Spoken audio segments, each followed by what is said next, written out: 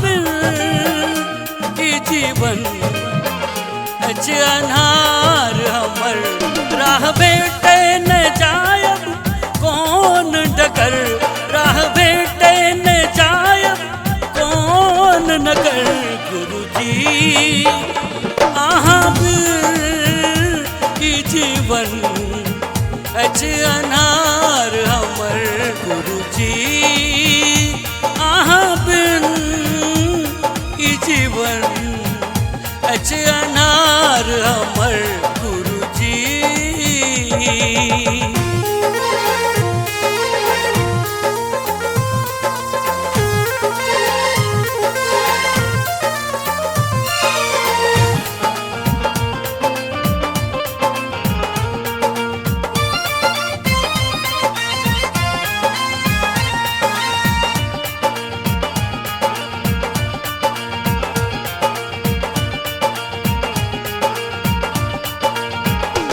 उपकार बर आहा के गुरुवर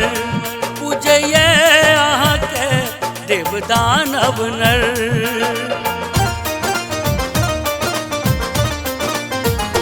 ऐसे उपकार बर आहा के गुरुवर पूजय आहा के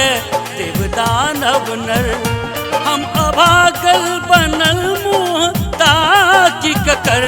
हम अभागल बनल मुँह ताकि ककर गुरुजी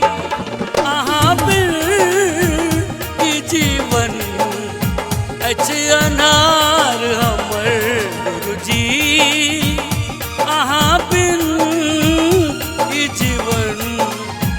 अच अनार हमर गुरुजी।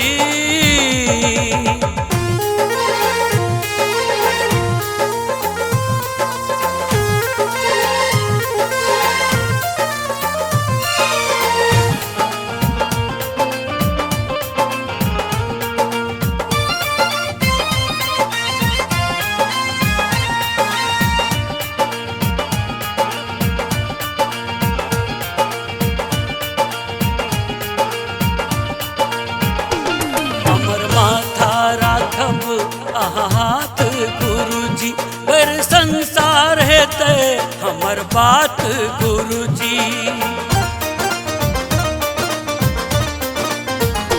हमर माथा राखब आहा हाथ गुरुजी पर संसार है तय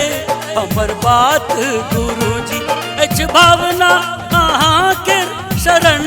में पड़ल अच भावना आहा के शरण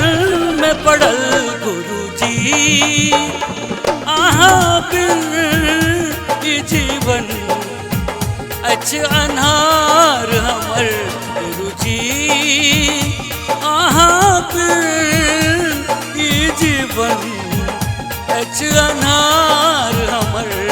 गुरुजी।